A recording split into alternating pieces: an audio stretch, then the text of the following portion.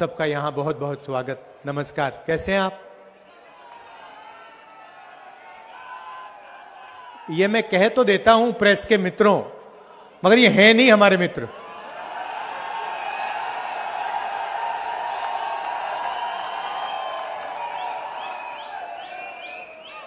ये जो जनता की समस्याएं हैं, महंगाई, बेरोजगारी, पोल्यूशन, इंफ्रास्ट्रक्चर, इनके बारे में तो ये बोलते ही नहीं है। अंबानी जी की शादी दिखाते हैं, उसमें मोदी जी भी जाते हैं, ये भी जाके डांस करते हैं। 8-10 करोड़ रुपए की घड़ी होती है। देश में युवाओं को रोजगार नहीं है। दिल्ली में सांस नहीं ली जाती।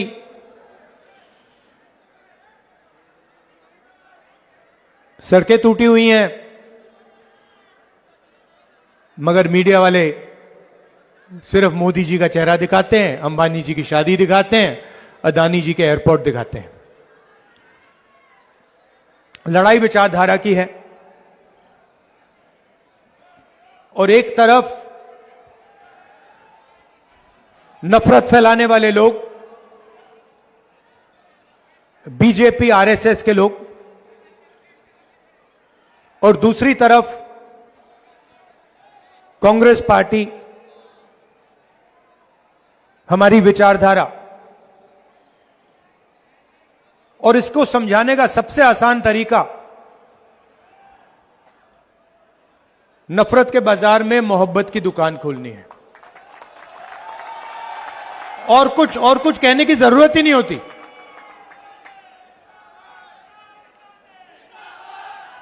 हम नफरत का हिंदुस्तान नहीं चाहते हैं। हम डर का, हिंसा का, नफरत का हिंदुस्तान नहीं चाहते हैं। हमें मोहब्बत की दुकान चाहिए। और दूसरी तरफ आरएसएस, बीजेपी, जो भाई को भाई से लड़ाते हैं, एक धर्म को दूसरे धर्म से, एक जात को दूसरी जात से, और बीच में केजरीवाल जी जो भी मन में आता है कह देते हैं। पहले आए थे, छोटी सी गाड़ी थी, कहा था नए तरीके की राजनीति करूंगा। इलेक्ट्रिक पोल पर चढ़ गए थे, याद होगा आपको, याद है कि दिल्ली को बदल देंगे।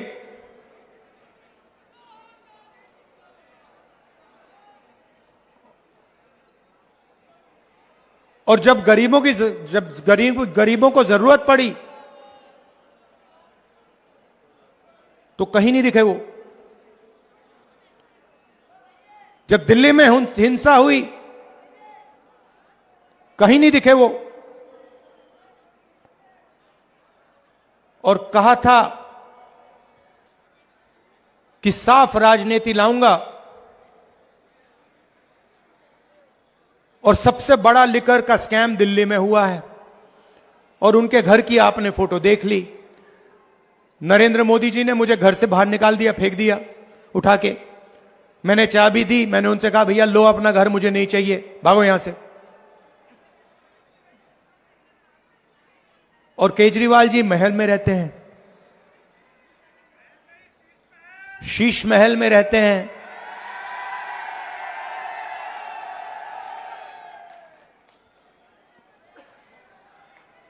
तो यह सच्चाई है। और लड़ाई किस बात की है? लड़ाई संविधान की है, अंबेडकर जी की संविधान की, गरीबों के संविधान की। बीजेपी ने साफ कहा 400 पार और हम संविधान को बदल देंगे। उनके नेताओं ने कहा कि संविधान को हम बदलेंगे। कुछ दिन पहले मोहन भगवत जी कहते हैं 15 अगस्त को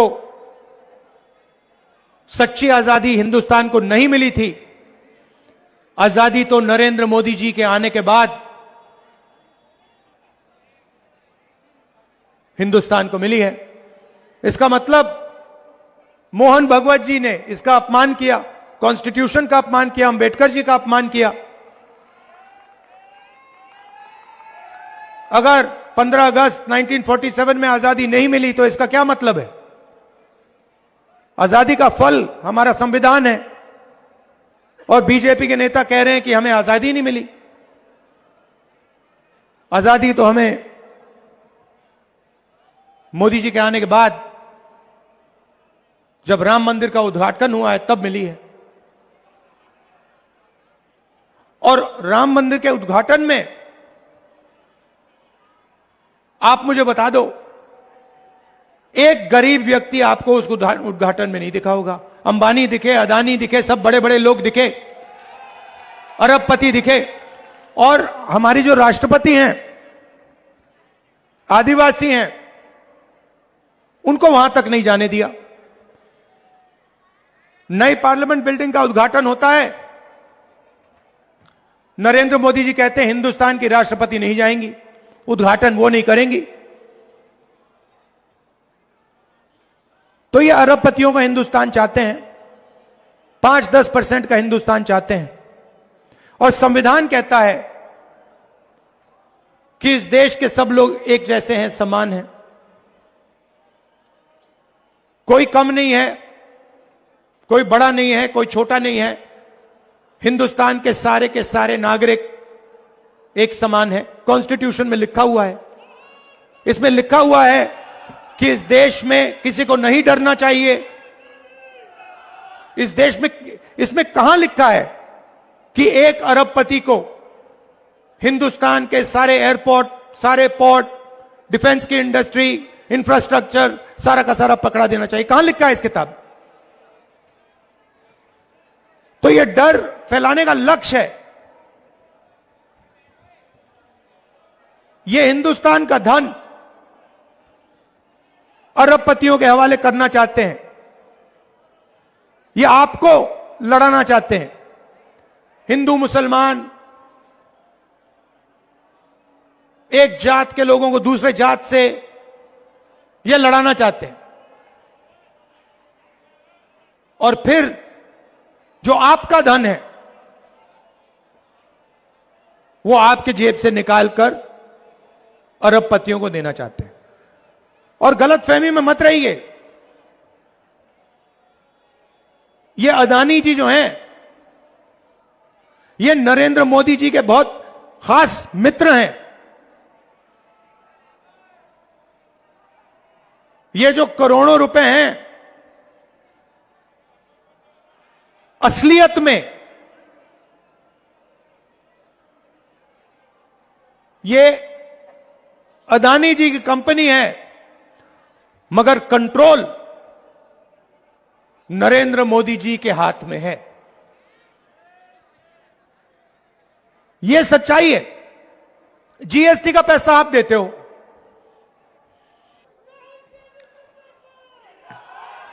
तो जीएसटी का पैसा,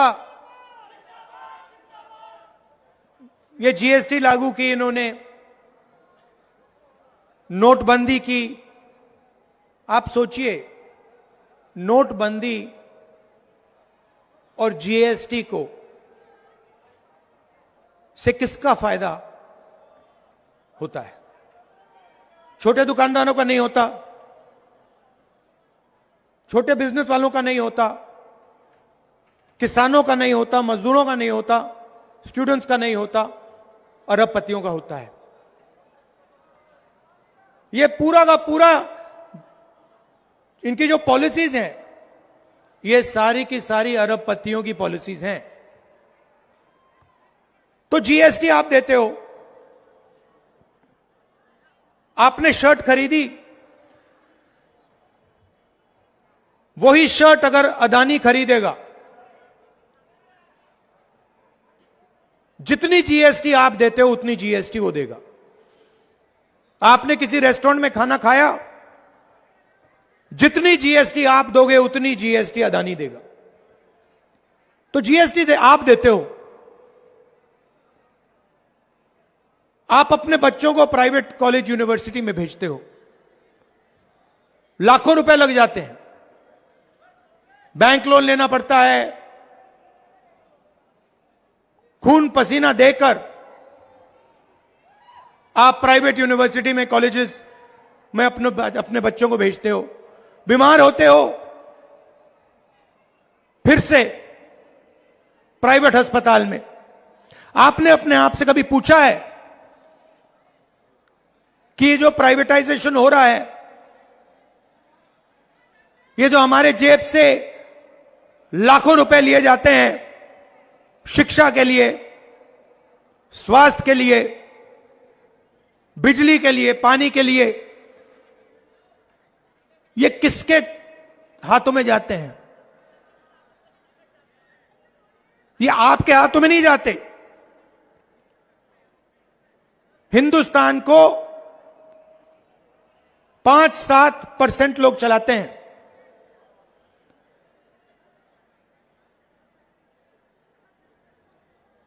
हिंदुस्तान में 50% पिछड़ा वर्ग है, 15% दलित है, 8% आदिवासी है और 15% माइनॉरिटी है।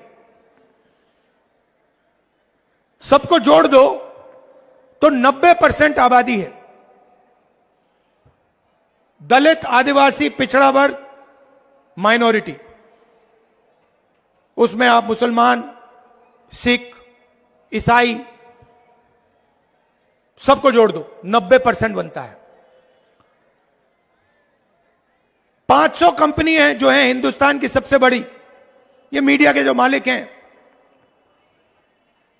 अदानी, अंबानी, इन 500 कंपनी की लिस्ट निकालो, आप हैरान हो जाओगे। मालिकों की लिस्ट में आपको एक पिछड़े वर्ग का, एक दलित, एक आदिवासी, एक माइनॉरिटी नहीं मिल सकता, कोई है ही नहीं। उनकी मैनेजमेंट की लिस्ट निकालो, जिनकी 90% आबादी है, उनका आपको एक आदमी नहीं मिलेगा सीनियर मैनेजमेंट में। मुझे दिखा दो, नाम बता दो, अदानी की कंपनी में दलित व्यक्ति का नाम बता दो जो मैनेजमेंट में है, जो चला रहा है कंपनी को। करोड़ों रुपए की सैलरी है। आपसे कहते हैं कि भैया आप लोगों को बच्चों को कॉलेज यूनिवर्सिटी भेजना चाहिए, बड़ा सपना दिखाते हैं। आप लाखों रुपए कॉलेजेस में डाल देते हो, सपना देखते हो कि भैया हमारा बच्चा इंजीनियर बनेगा, डॉक्टर बनेगा, आईआईटी में चला जाएगा, आईआईएम में चला जाएगा। मगर आप सर्टिफिकेशन के लिए, ठप्पे के लिए अपने बच्चों को स्कूल, यूनिवर्सिटी, कॉलेज नहीं भेजते हो। आप इसलिए भेजते हो क्योंकि आप सोचते हो कि अगर हमने बच्चों को शिक्षा दे दी, इंजीनियर बना दिया, डॉक्टर बना दिया, तो उन्हें रोजगार मिलेगा। और देश की सच्चाई है कि आपको जो भी करना है कर लो, लाखों रुपए डाल दो, बच्चों को मेडिकल, इंजीनियर, जो भी बनाने बना दो, मगर आज के हिंदुस्तान में आपके बच्चों को रोजगार नहीं मिल सकता है। तो सपना आपको देते हैं, आपकी मेहनत का पैसा प्राइवेट यूनिवर्सिटी में जाता है, कॉलेजेस में जाता है। प्राइवेट कॉलेजेस, यूनिवर्सिटी को आप लोग नहीं चलाते, उनके मालिकों की लिस्ट में आपके नाम का कोई है ही नहीं।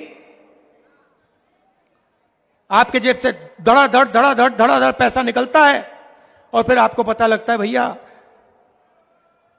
इंजीनियर बन गया, लॉयर बन गया, बीए कर ली, एमए कर ली, मगर मजदूरी कर रहा है बच्चा। यह गेम है, और यह गेम मीडिया वाले करवाते हैं।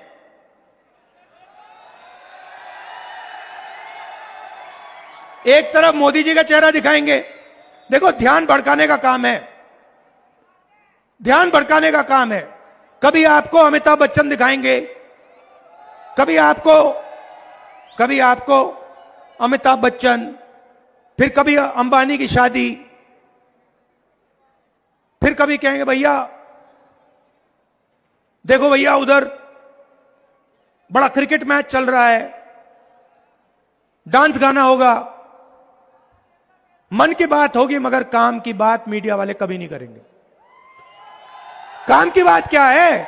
काम की बात क्या है? काम की बात यह है कि भैया हमें रोजगार क्यों नहीं मिल रहा, महंगाई क्यों बढ़ती जा रही है, हमारे जेब से पेट्रोल का पैसा अंबानी की जेब में क्यों जा रहा है। यह है काम की बात। अदानी को सारे के सारे एयरपोर्ट क्यों मिल रहे हैं, अग्निवीर क्यों हुआ, जवानों से पेंशन क्यों छीनी गई। ये हैं सच्चे मुद्दे। इसके बारे में कोई बात नहीं करेगा, मगर नुकसान तो आपका होता है।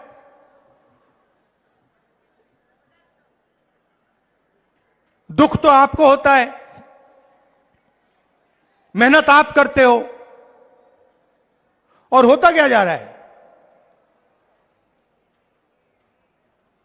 अरबपतियों का हिंदुस्तान बन रहा है। 100-200 लोग हैं, उनका नाम आप जानते हो, अदानी, अंबानी, बिरला, टाटा। वो जो भी सपना देखना चाहते हैं देख सकते हैं, जो भी करना चाहते हैं कर सकते हैं।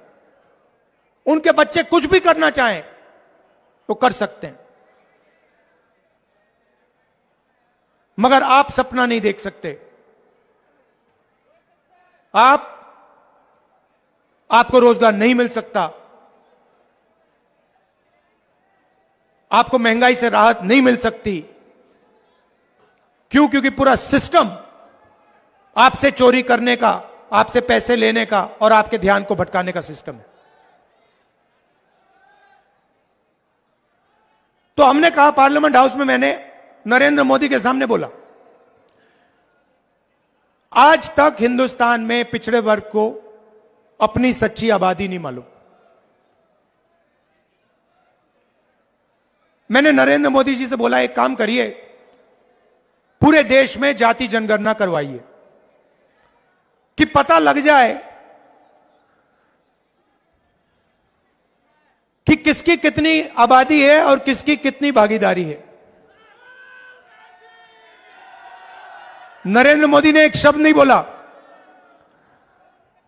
जुडिशरी में 90% के कोई लोग नहीं है, प्राइवेट अस्पताल आपके हाथों में नहीं, प्राइवेट कंपनियां आपके हाथों में नहीं,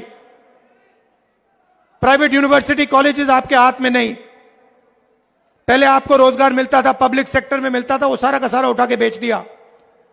पहले आप सेना में जा सकते थे, अब कहते नहीं भैया सिर्फ 4 साल रहोगे, उसके बाद ना आपको पेंशन मिलेगी ना शहीद का दर्जा मिलेगा। यह फर्क है कांग्रेस पार्टी और उनमें। मैंने तो सीधा मोदी जी से कहा है कि देखो भैया, आप करो ना करो, हमारी सरकार आएगी, जहां भी आएगी वहां पर हम जाति जनगणना का काम एकदम शुरू कर देंगे, और हम पता लगाएंगे कौन सी संस्था में कौन कौन लोग हैं, इस देश में किसकी कितनी भागीदारी है, और बदलाव लाएंगे। हमने यह भी बोला कि जो 50% रिजर्वेशन की दीवार बना रखी है कि रिजर्वेशन 50% से ज्यादा नहीं हो सकता, इस दीवार को हम उठा तोड़कर फेंक देंगे, और दोनों चीज हम लोकसभा में, राज्यसभा में पास करवा के दिखाएंगे, और यहां दिल्ली में हमारी सरकार आएगी तो हम जाति जनगणना करेंगे।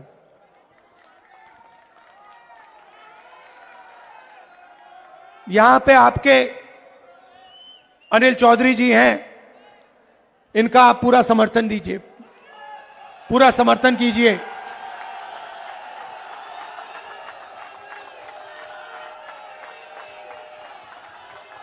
यहां पहले सिसोदिया जी कैंडिडेट थे ना, सिसोदिया जी से, तो सिसोदिया जी यहां पहले कैंडिडेट थे, जो लिकर स्कैम के आर्किटेक्ट हैं केजरीवाल जी के साथ, जिन्होंने मतलब पूरा भ्रष्टाचार यहां किया। तो वो तो यहां से भाग के चले गए, डर के मारे भाग के चले गए। अच्छी बात है, आप अनिल को भारी बहुमत से जिताइए।